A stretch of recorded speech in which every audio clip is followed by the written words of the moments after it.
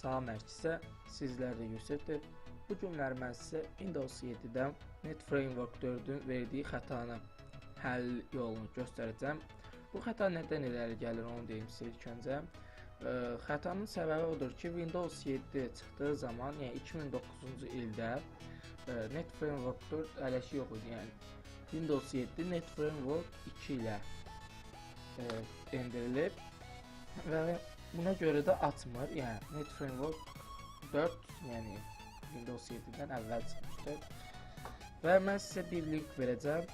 Həmin linkdən girib siz Net Framework 4-ün web installerini yükləyəsiniz. Bu cür bir fayldır. İstəyirsiniz başlayaq. Məsələn, birincisi erroru göstərir. Yəni baxın belə bir errordur. Həmin erroru indi mən sizə həllini göstərəcəm.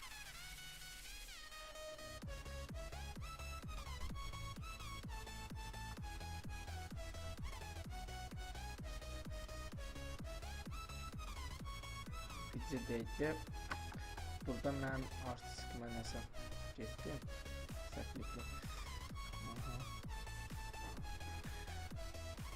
Bağlayaq və təkdən açıq gəlin.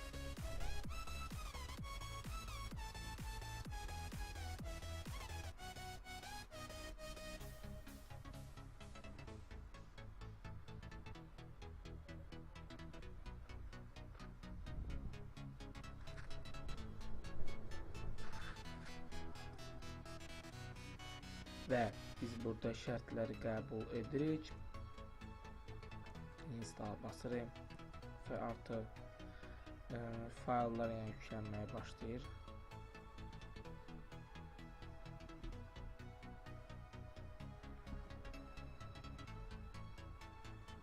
Yəni çox da gec yüklənmir, yəni sizin internetinizin sürətinə baxır. Yəni çox da böyük bir fayl deyil, onu deyim sizə.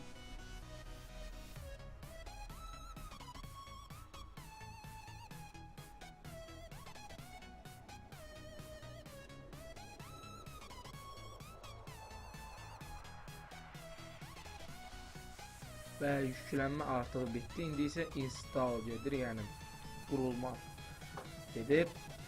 Yəni çox da gec getməyəcək. Biraz gözləmək lazımdır.